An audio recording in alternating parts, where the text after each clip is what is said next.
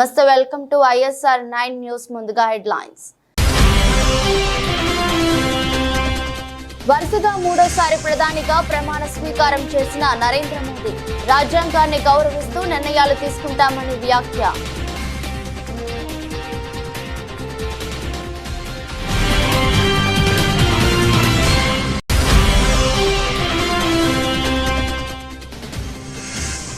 CM Revanth Reddy సమక్షంలో కాంగ్రెస్ లో చేరిన మరో బీఆర్ఎస్ ఎమ్మెల్యే హస్తం గూటికి జగిత్యాల ఎమ్మెల్యే సంజయ్ కుమార్.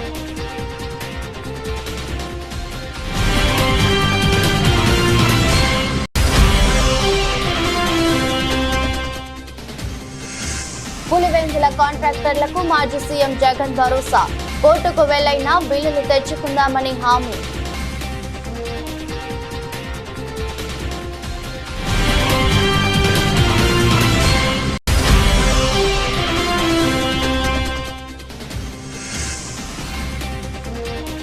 ఏపీ సచివాలయంలో బాధ్యతలు స్వీకరించిన మంత్రి లోకేష్, విద్యాశాఖ మంత్రిగా మెగా డిఎస్సి ఫైలుపై సంతకం.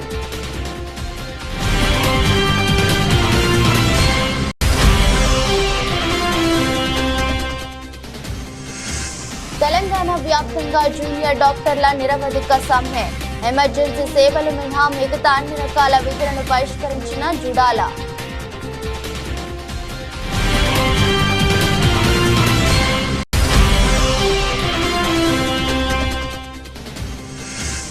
భారత్ ఆసీస్ మధ్య నేడు కీలక పోరు, నేటి మ్యాచ్ రద్దయితే నేరుగా సెమీస్ కు భారత్.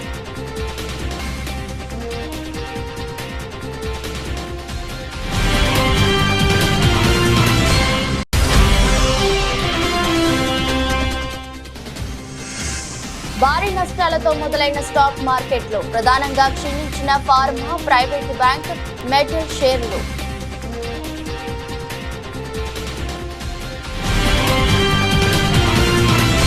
పద్దెనిమిదవ లోక్సభ తొలి సమావేశాలు మరి కాసేపట్లో ప్రారంభం కాబోతున్నాయి. ఈ సందర్భంగా కొత్తగా ఎన్నికైన సభ్యులంతా ఇప్పటికీ పార్లమెంట్ భవనానికి చేరుకున్నారు. ఇక వరుసగా మూడోసారి ప్రధానిగా బాధ్యతలు తీసుకున్న నరేంద్ర మోదీ కూడా పార్లమెంట్ వద్దకు చేరుకున్నారు. ఈ సందర్భంగా మోదీ మీడియాతో మాట్లాడుతూ దేశానికి మూడోసారి సేవ చేసే భాగ్యాన్ని కల్పించినందుకు ప్రజలకు ఈ సందర్భంగా ధన్యవాదాలు తెలిపారు. రాజ్యాంగాన్ని గౌరవిస్తూ నిర్ణయాలు తీసుకుంటామని చెప్పారు. కొత్త పార్లమెంట్ భవనంలో 18వ లోక్సభ సమావేశం అవుతుందని చెప్పారు. ఈ సందర్భంగా కొత్తగా ఎన్నికైన సభ్యులకు స్వాగతం పలికారు. 18वीं लोकसभा में हमारे लिए खुशी की बात है कि युवा सांसदों की संख्या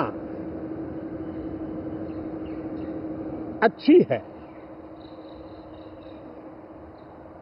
और हम जब 18 की बात करते हैं तो भारत की परंपराओं को जो जानते हैं, भारत की सांस्कृतिक विरासत से जो परिचित हैं, उनको पता है कि हमारे यहाँ 18 अंक का बहुत सात्विक मूल्य है. गीता के भी 18 अध्याय है. कर्म, कर्तव्य और करुणा का संदेश हमें वहां से मिलता है. हमारे यहाँ पुराणों और उपपुराणों की संख्या भी 18 है. 18 का मूलांक 9 है और 9 पूर्णता की गारंटी देता है. 9 पूर्णता का प्रतीक अंक है. 18 वर्ष की आयु में हमारे यहाँ मताधिकार मिलता है. 18वीं लोकसभा भारत के अमृतकाल की इस लोकसभा का गठन वो भी एक शुभ संकेत है. 18వ లోక్సభ సమావేశాలు ప్రారంభమయ్యాయి. కొత్త పార్లమెంట్ భవనంలో ఈ సమావేశాలు ప్రారంభమయ్యాయి. నూతనంగా ఎన్నికైన సభ్యులతో ప్రోటెం స్పీకర్ ప్రమాణం చేయిస్తున్నారు. ముందుగా వారణాసి నుంచి ఎంపీగా ఎన్నికైన ప్రధానమంత్రి నరేంద్ర మోదీ లోక్సభ సభ్యుడిగా ప్రమాణ స్వీకారం చేశారు. అనంతరం కొత్తగా ఎన్నికైన సభ్యులు ఒక్కొక్కరిగా ప్రమాణం చేస్తున్నారు. మొత్తం తొలి రోజు 280 మంది ఎంపీలు ప్రమాణం చేయనున్నారు. మిగిలిన వారితో మంగళవారం ప్రమాణ స్వీకారం చేయిస్తారు. అనంతరం స్పీకర్ ఎన్నికకు నామినేషన్ కార్యక్రమం ప్రారంభమవుతుంది. 26న స్పీకర్ ఎన్నిక పూర్తవుతుంది. मैं नरेंद्र दामोदर दास मोदी जो लोकसभा का सदस्य निर्वाचित हुआ हूं, ईश्वर की शपथ लेता हूं कि मैं विधि द्वारा स्थापित भारत के संविधान के प्रति सच्ची श्रद्धा और निष्ठा रखूंगा। मैं भारत की प्रभुता और अखंडता अक्षुण्ण रखूंगा तथा जिस पद को मैं ग्रहण करने वाला हूं उसके कर्तव्यों का श्रद्धापूर्वक निर्वहन करूंगा।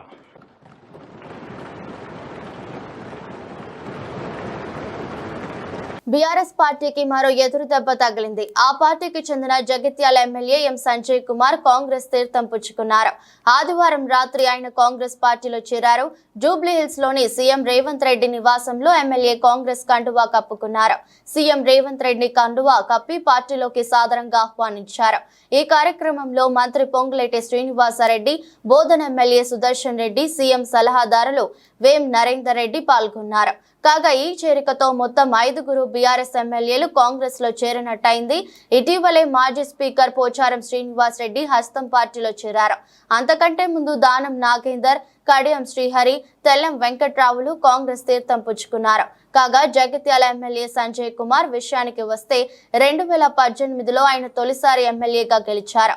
2023 అసెంబ్లీ ఎన్నికల్లో రెండోసారి గెలిచారు.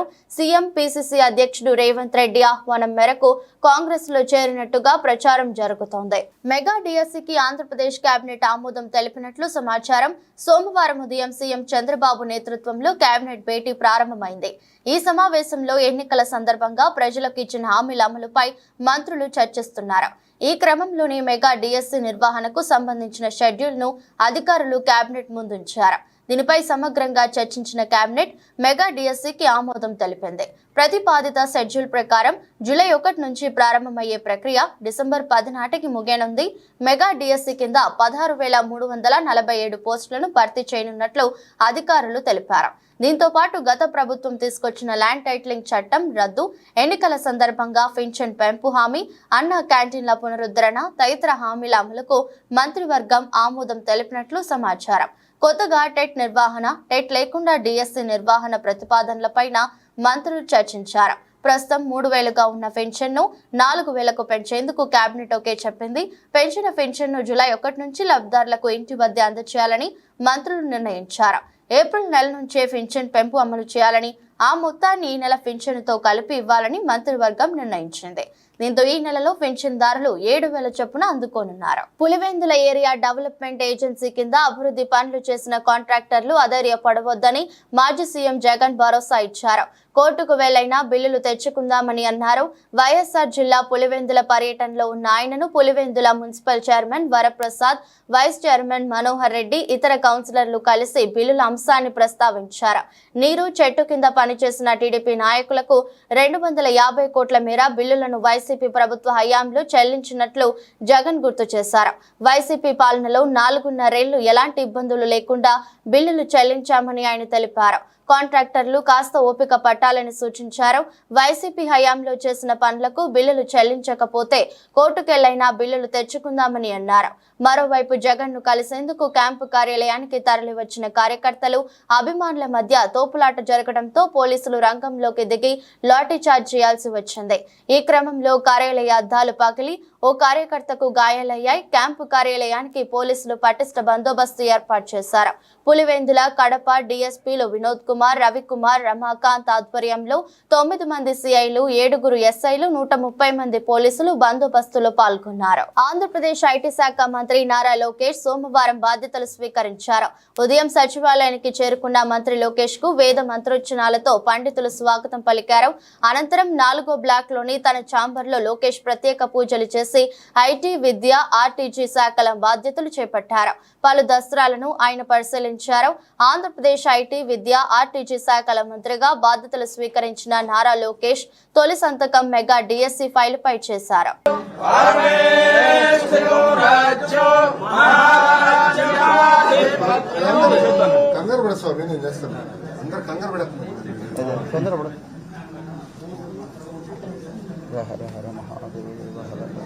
ఓం జాతవేద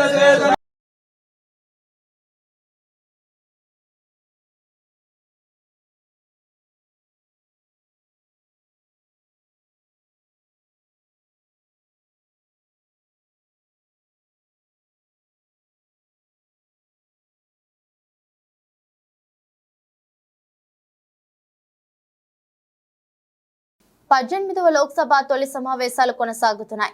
సభ్యులతో ప్రొటెం స్పీకర్ భర్తృహరి మహతా ప్రమాణ స్వీకారం చేయిస్తున్నారు. తొలుత ప్రధాని మోదీ వారణాసి ఎంపీగా ప్రమాణం చేశారు. అనంతరం కేంద్ర మంత్రులు, ఇతర సభ్యులు ప్రమాణం చేస్తున్నారు. ఈ క్రమంలో కేంద్ర మంత్రులు కిషన్ రెడ్డి, రామ్మోహన్ నాయుడు తెలుగులో ప్రమాణ స్వీకారం చేశారు. తొలి రోజు 280 మంది ఎంపీలు ప్రమాణం చేయనున్నారు. మిగిలిన వారు మంగళవారం ప్రమాణ స్వీకారం చేస్తారు.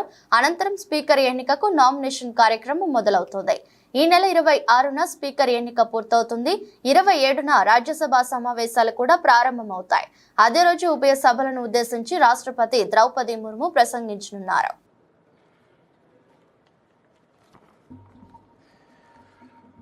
గంగాపురం కిషన్ రెడ్డి అను నేను లోక్సభ సభ్యునిగా ఎన్నుకోబడినందున చట్టరీత్యా నెలకొల్పబడిన భారత సంవిధానం పట్ల యథార్థమైనటువంటి భక్తి విశ్వాసములు కలిగి ఉంటానని, భారతదేశపు సర్వసత్తాక అధికారంను, అఖండతను సమర్థిస్తానని, నేను స్వీకరించబో కర్తవ్యంను శ్రద్ధాశక్తులతో నిర్వహిస్తానని దైవసాక్షిగా ప్రమాణం చేస్తున్నాను.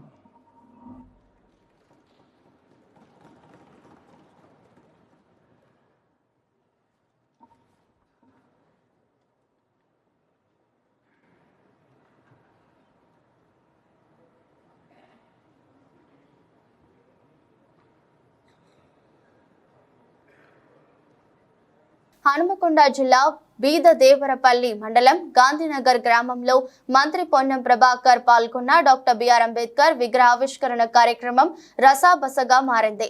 విగ్రహావిష్కరణ అనంతరం నిర్వహించిన సమావేశంలో బీఆర్ఎస్ పార్టీకి చెందిన హనుమకొండ జడ్పీ చైర్మన్ సుధీర్ కుమార్ రాష్ట్రంలో గత బీఆర్ఎస్ ప్రభుత్వ హయాంలో ఎస్సీ రెసిడెన్షియల్ పాఠశాలను పెంచామని, ఇప్పుడున్న కాంగ్రెస్ ప్రభుత్వం కూడా మరిన్ని రెసిడెన్షియల్ పాఠశాలను ఏర్పాటు చేయాలన్నారు.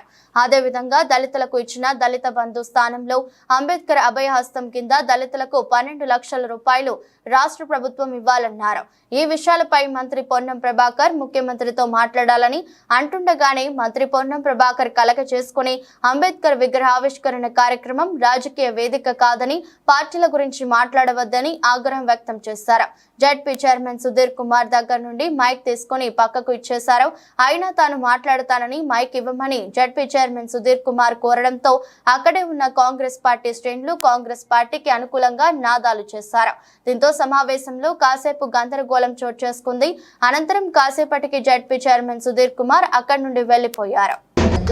దళితులకు అదేవిధంగా గిరిజన కుటుంబాలన్నిటికీ ఒక్కొక్క కుటుంబానికి 12 లక్షల రూపాయలు ఇవ్వాల్సిందిగా కోరుతా ఉన్నాను. ఈ సందర్భంగా మంత్రి గారు ఇక్కడే ఉన్నారు. మరి వాళ్ళు అయితే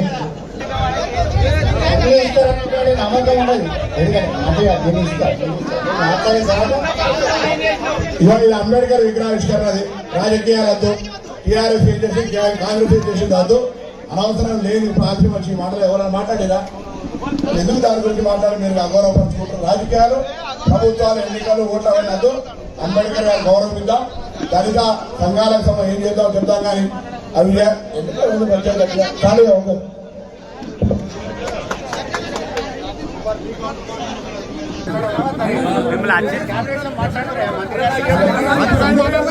మంత్రి గారు క్యాంప్ ఆఫీస్కి పోయి చెప్పండి మీరు. మంత్రి గారితో అవుతుంటే క్యాంప్ ఆఫీస్కి పోయి చెప్పండి. సైన్స్ ముసుగులో ఖరీదైన కార్పొరేట్ మోసాలు జరుగుతున్నా ప్రభుత్వాలు చోద్యం చూడటం అన్యాయమని రాష్ట్ర ప్రజా కాంగ్రెస్ ఆర్పీసీ ప్రధాన కార్యాలయంలో జరిగిన పార్టీ వారాంతపు సమావేశంలో ఆర్పీసీ వ్యవస్థాపక అధ్యక్షులు మేడా శ్రీనివాస్ ఎద్దేవా చేశారు.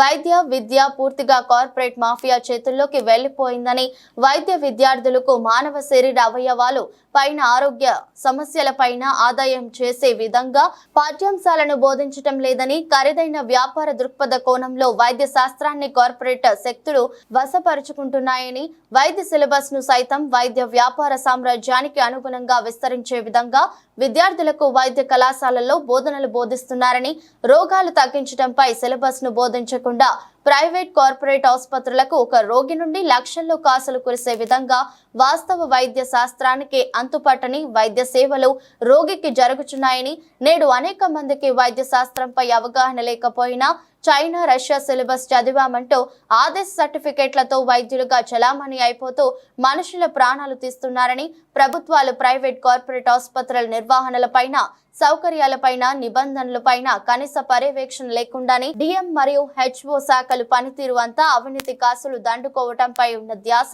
ప్రజల ఆరోగ్య భద్రతా సౌకర్యాలపై లేకపోతుందని ఆయన తీవ్రంగా విమర్శించారు. కానీ సగటు మనిషి ఈరోజు బ్రతకడం అంటే ఎంత కష్టంగా ఉందో, ప్రభుత్వాలు పథకాలు ఇచ్చాం, అవి ఇచ్చాం, ప్రజలకి చాలా మేలు చేస్తున్నాం అని రాజకీయ ప్రచారాన్ని చేసుకోవడం తప్ప ఈరోజు ప్రతి మనిషి ఏదో ఒక ట్యాబ్లెట్ వేసుకోకుండా బ్రతికేటటువంటి పరిస్థితి లేదు. జీవితం అనారోగ్యాలతోనే గడుస్తుంది.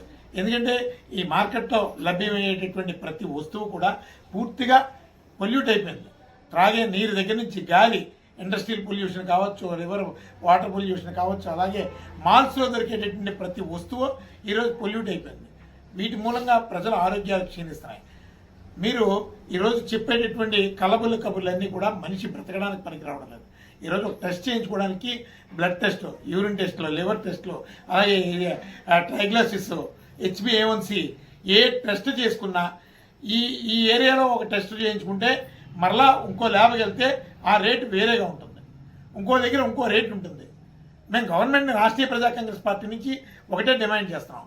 ఈ ల్యాబొరేటరీ టెస్టులు అన్నీ కూడా ఒక సీలింగ్ పెట్టండి, ఒక నియంత్రణ పెట్టండి. ప్రతిదానికి ఈ రేటు కన్నా ఎక్కువ ఉండకూడదు అని ప్రభుత్వం ఒక సర్క్యులర్ జారీ చేయండి. ఇప్పుడు వ్యాపారస్తులందరూ కూడా రాజకీయ వ్యాపార రంగంలో గెలిచి అసెంబ్లీకి వెళ్ళారు, కోట్ల రూపాయలు ఖర్చు పెట్టుకున్నారు, అలాగే వందల కోట్ల రూపాయలు సంపాదించుకుంటారు. ప్రజలకు సేవలు ఎందుకు చేస్తారు అనేది మనం ఒకసారి ఆలోచించుకోవాలి.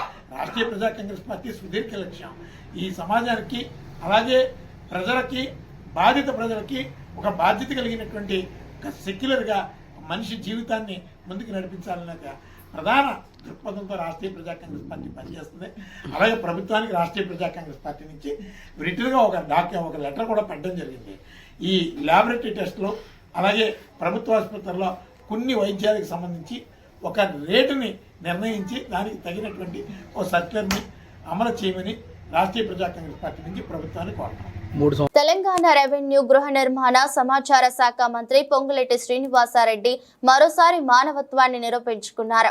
ఆదివారం సాయంత్రం ఖమ్మం జిల్లా కూసుమంచి నుంచి హైదరాబాద్ కు వెళ్తుండగా సూర్యాపేట జిల్లా చివ్వెంల మండల కేంద్రంలో కారు ప్రమాదం జరిగింది. ఈ ఘటనలో ద్విచక్ర వాహనంపై ప్రయాణిస్తున్న వాహనదారుడికి తీవ్ర గాయాలయ్యాయి. ఘటనను గమనించిన మంత్రి పొంగులేటి తన కాన్వాయ్ను ఆపి తన కాన్వాయ్లోని ఒక వాహనంలో బాధితుడిని స్థానిక ఆసుపత్రికి తరలించారు. ఈ సందర్భంగా మంత్రి పొంగులేటికి స్థానిక ప్రజలు, బాధిత కుటుంబ సభ్యులు కృతజ్ఞతలు తెలిపారు.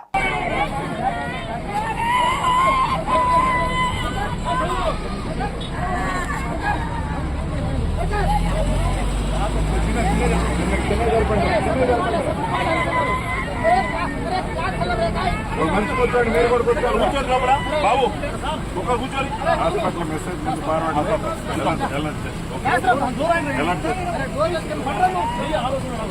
కూర్చొని మీద పెట్టుకోమ్మా. అరే అటు కూర్చోండి. రైట్ రైట్ తప్పండి రేగా తప్పకుండా వెళ్ళండి.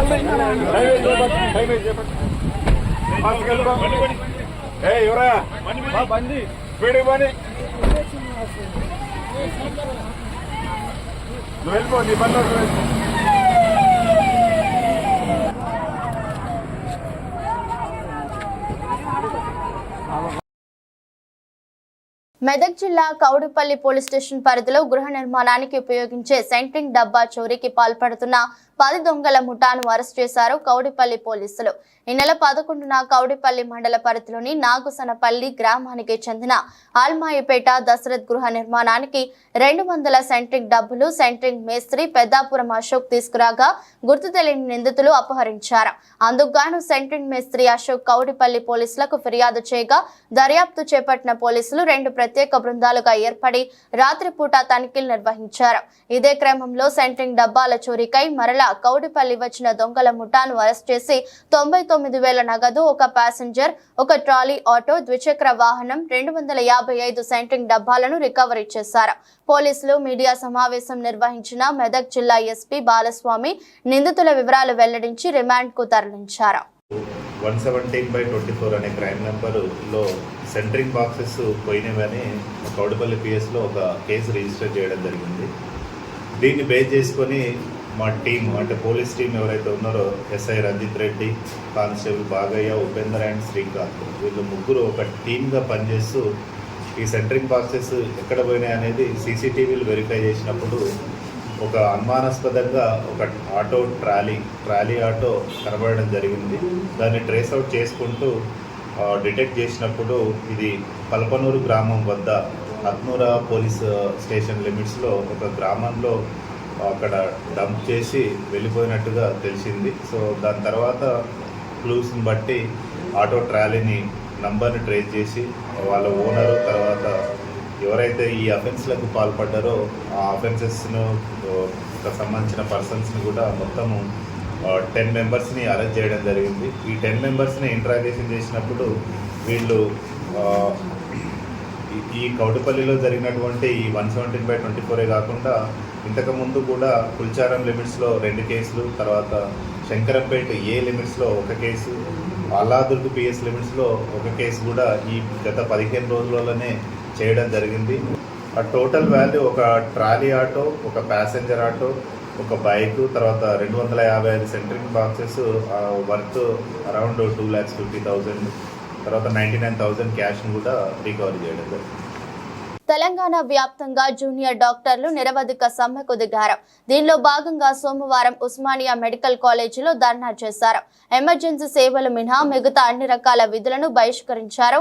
దీంతో ఓపీ సేవలు, ఎలెక్టివ్ సర్జరీలు, వార్డు డ్యూటీలు నిలిచిపోయాయి. తమ డిమాండ్లు పరిష్కారం అయ్యేంత వరకు తగ్గేది లేదని జూనియర్ డాక్టర్లు స్పష్టం చేశారు.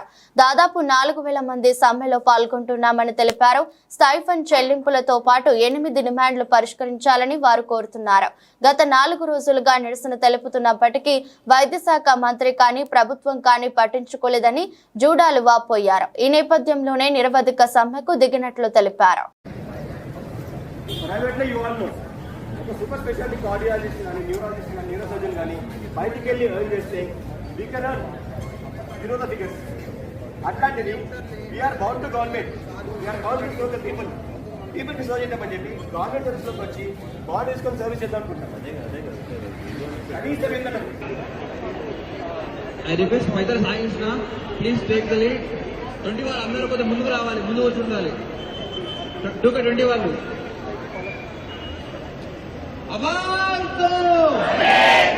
T20 వరల్డ్ కప్ 2024లో భారత్ నేడు అత్యంత కీలకమైన మ్యాచ్ ఆడనుంది. సెయింట్ లూసియాలోని డారెన్ సామి నేషనల్ క్రికెట్ స్టేడియం వేదికగా ఆస్ట్రేలియాతో తలపడనుంది. సూపర్ 8 దశలో ఇరు జట్లకు ఈ మ్యాచ్ అత్యంత కీలకమైంది. మొత్తం 5 విజయాలతో టీమిండియా మంచి దూకుడు మీద ఉంది. సూపర్ 8 దశలో ఆడిన 2 మ్యాచ్ల్లోనూ గెలిచిన సెమీస్ బెర్త్ ఇంకా అధికారికంగా ఖరారు కాలేదు.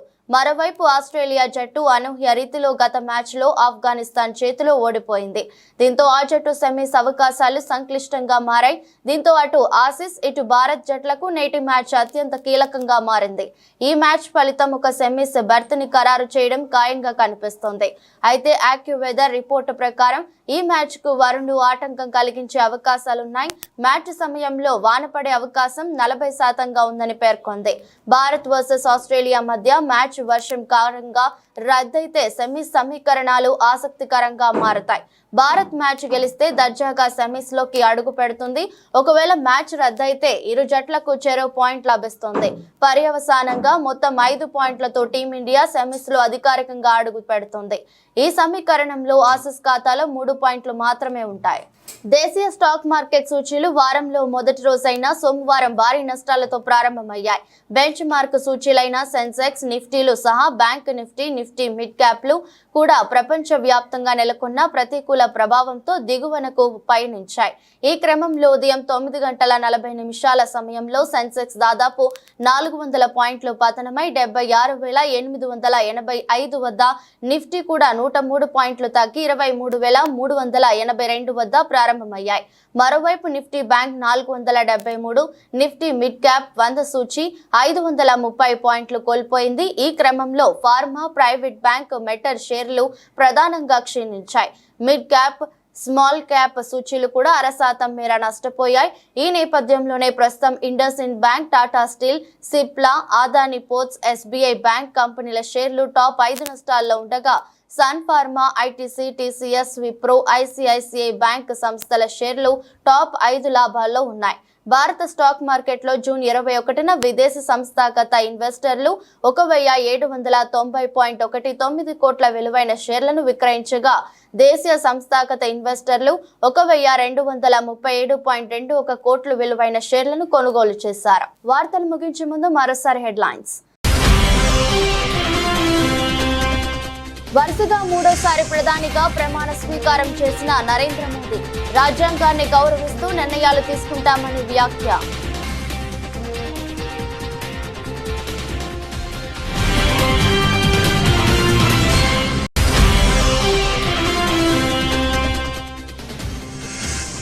సీఎం రేవంత్ రెడ్డి సమక్షంలో కాంగ్రెస్ లో చేరిన మరో బీఆర్ఎస్ ఎమ్మెల్యే. హస్తం గూటికి జగిత్యాల ఎమ్మెల్యే సంజయ్ కుమార్.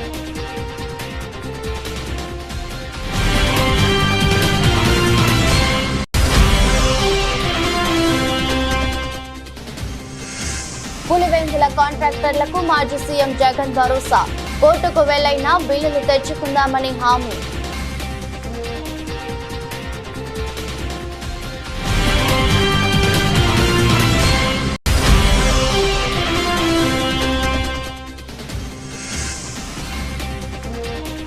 ఏపీ సచివాలయంలో బాధ్యతలు స్వీకరించిన మంత్రి లోకేష్. విద్యాశాఖ మంత్రిగా మెగా డిఎస్సి ఫైలుపై సంతకం.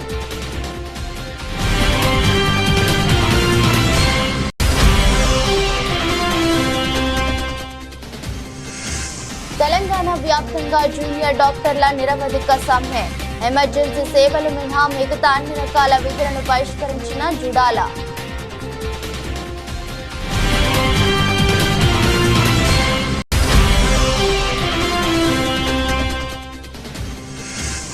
భారత్ ఆసీస్ మధ్య నేడు కీలక పోరు. నేటి మ్యాచ్ రద్దయితే నేరుగా సెమీస్ కు భారత్.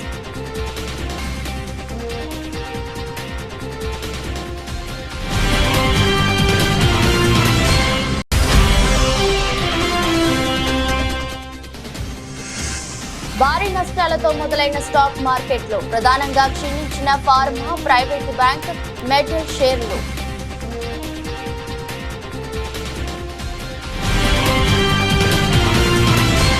ఇది రోజు బులెటిన్. మరో బులెటిన్లో మళ్ళీ కలుద్దాం. అంతవరకు సెలవు. నమస్కారం.